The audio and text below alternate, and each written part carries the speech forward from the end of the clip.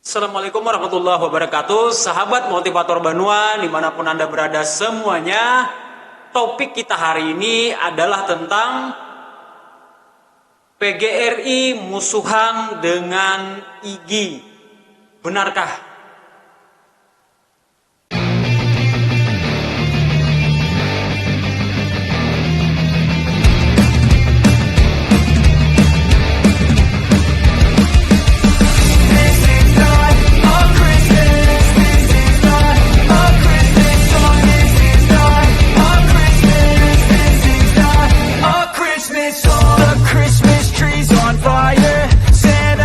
Memakai baju PGRI karena kebetulan kami baru saja memperingati hari ulang tahun PGRI dan saya mengucapkan semoga PGRI tetap selalu konsisten untuk mengembangkan dunia pendidikan khususnya di Indonesia. Nah, hari ini topik kita saya awali dengan semacam storytelling saja. Jadi ini bukan sebuah topik yang memerlukan analisis mendalam, hanya semacam curhatan. Jadi ada cerita pribadi saya masuk PGRI itu sebagai anggota biasa saja, sebagai seorang guru terdaftar secara otomatis daftarnya, bukan keinginan saya pribadi. Nah, biasanya kami ada bayar iuran di situ. Kemudian ikut acara PGRI pun hanya sebatas mengikuti secara formalitas, artinya tidak terlibat dalam kepengurusan, tidak tahu secara mendalam. Nah, perhatian saya kepada PGRI itu mulai intens ketika pertama tentang isu full day school. Itu zaman Pak Muhadjir Effendi, di mana di situ banyak sekali tokoh PGRI yang biasanya tapi di layar kaca. Kemudian waktu adanya wacana penghapusan ujian nasional. Nah, itu kan juga ramai kemarin itu. Kemudian ketika Pak Menteri Nadiem Makarim mewacanakan gerakan untuk guru penggerak. Nah, di situ saya semakin tertarik untuk mendalami tentang kiprah PGRI selama ini. Dan yang terakhir momentumnya itu ketika rancangan Undang-Undang Sisdiknas yang baru saja diluncurkan. Nah, terakhirnya kemarin ada telegram dari kawan-kawan kami di sebuah organisasi yang intinya itu mengajak, yuk kita ikutan IG katanya. Kita lepas baju PGRI katanya, ramai-ramai kita ikut IG atau Ikatan Guru Indonesia. Nah, saya kan tidak tahu dengan IG dan juga tidak apalagi sampai familiar dengan istilah itu. Nah, kemudian karena orang ini mengajak teman-teman yang lain dan kelihatannya banyak yang merespon, responnya positif. Intinya mereka banyak yang tertarik untuk masuk IG. Dan ada embel-embel kata-kata lagi bahwa kita tinggalkan saja PGRI. Nah, dengan isu yang seperti itu saya juga tertarik untuk mendalami IG ini apa, makhluk apa sebenarnya. Nah, lalu saya cari-cari info, tanya-tanya kepada beberapa kawan. Intinya yang saya dapatkan beberapa poin. Yang pertama itu adalah IG ini katanya hadir walaupun memang sudah sejak lama ya. Awalnya itu dulu klub guru Indonesia. Cuma karena istilah klub itu mungkin kayak terlalu eksklusif, akhirnya dibuatlah yang skopnya itu lebih luas, yaitu ikatan. Itu masuk ikatan, lebih formal, kemudian mereka sudah berbadan hukum.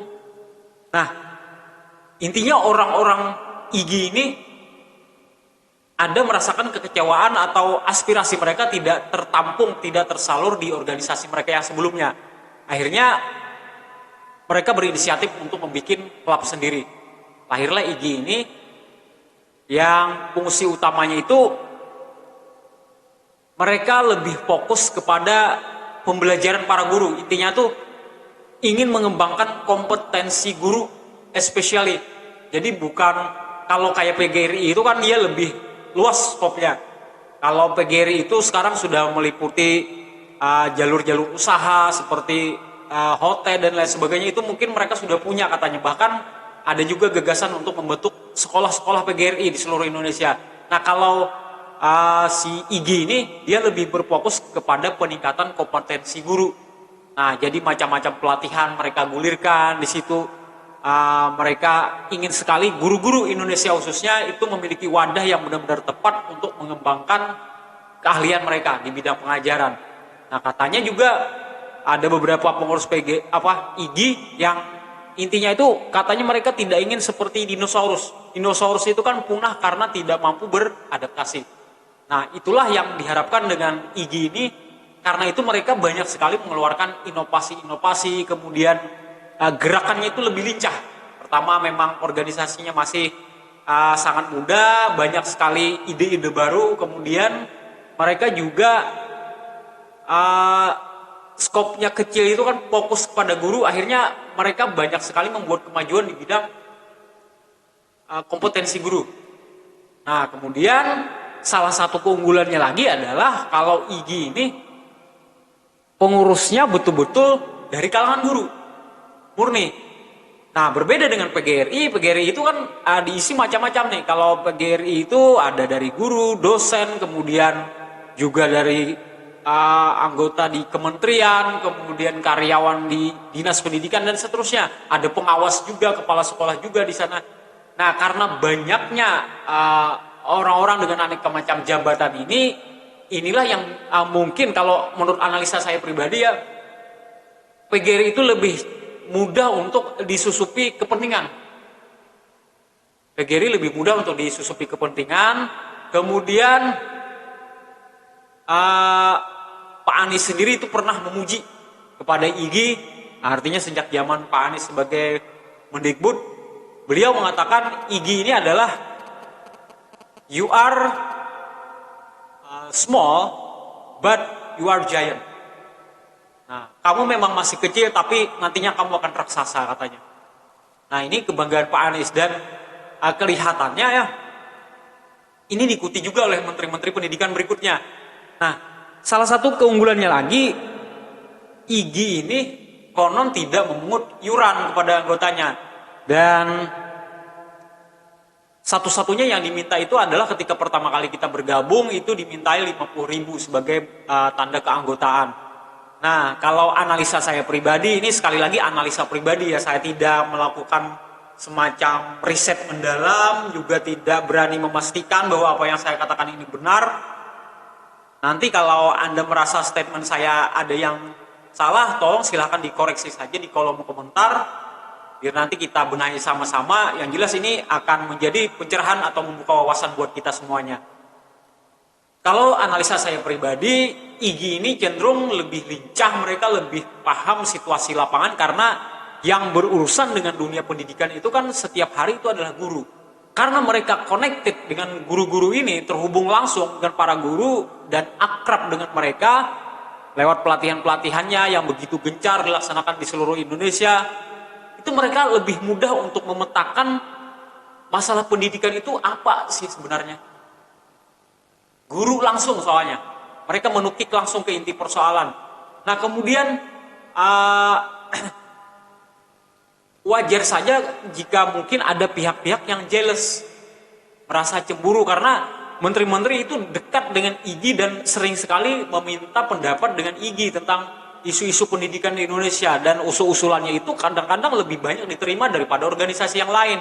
Ini yang saya lihat loh ya, ini yang saya lihat. Mungkin berbeda dengan apa yang Anda lihat. Kemudian konon di situ juga ada rasa ketidaknyamanan dari organisasi-organisasi sebelumnya, organisasi yang besar khususnya PGRI dengan gerakan yang lincah ini dari IGI.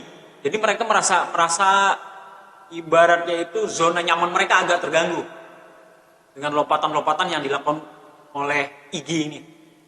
Nah, kemudian mereka pun itu pernah mengalami beberapa clash. Clash itu artinya perbedaan pendapat yang tajam, misalnya tentang usaha untuk mengembalikan TIK, mata pelajaran TIK ke dalam kurikulum kita. Nah, dulu kan TIK sempat dihapus, kemudian IG merestui untuk dikembalikan lagi dengan pola yang lebih baru.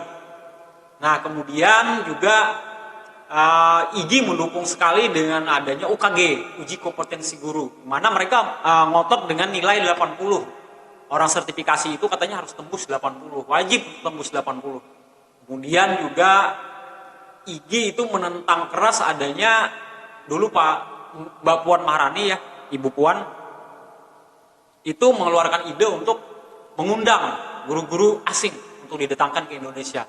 Nah itu IGI menolak keras itu. Jadi ada perbedaan-perbedaan antara mereka yang sangat mencolok. Bahkan ketua umumnya sendiri ini pernah senggol-senggolan. Dalam arti di sebuah acara Ibu Unifah kan dari PGRI itu mengklaim kami bisa menghadirkan 10.000 massa. Yang mana ini ditanggapi oleh ketua IGI juga, jangan bangga dengan massa besar katanya. Nah, jangan bangga dengan massa besar. Intinya kalau saya melihat di situ ada semacam riak-riak konflik seperti itu, kita tidak bisa menutup mata. Intinya itu ada semacam persaingan kecil lah di antara mereka. Ada semacam persaingan, ada semacam kompetisi di situ, rasa ingin menonjolkan organisasinya masing-masing dan punya kepentingannya masing-masing. Nah, dan itu wajar-wajar saja dalam sebuah organisasi. NU, Muhammadiyah, kemudian ada partai merasa aspirasinya tidak tercapai, bikin partai baru lagi. Itu kan wajar terjadi di dalam dinamika organisasi. Di masyarakat pun juga begitu. Kadang-kadang ada Karang Taruna, ini nggak disetujui ketuanya, lalu bikin lagi yang baru, tandingannya segala macam.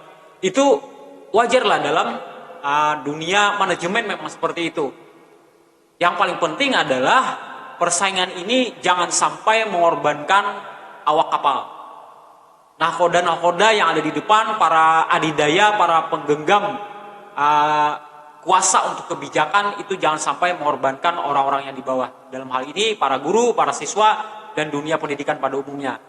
Ingat, kita dulu punya analogi tentang matahari dan awan. Matahari mengklaim bahwa dia punya lebih bermanfaat buat manusia, sedangkan si awan juga mengklaim sama, kalau nggak saya nggak ada hujan katanya, dan seterusnya. Akhirnya terjadi pertikaian, tidak ada untungnya di balik semua itu.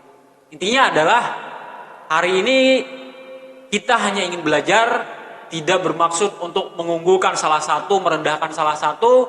Yang jelas ini menambah wawasan kita dan memberikan gambaran kepada mindset kita tentang kemana langkah kita ke depan. Semoga bermanfaat, dan sekali lagi kepada PGRI kami mengucapkan selamat ulang tahun dan semakin banyak memberikan sumbangsih bagi pendidikan Indonesia. Billahi taufiq wal hidayah. Wassalamualaikum warahmatullahi wabarakatuh.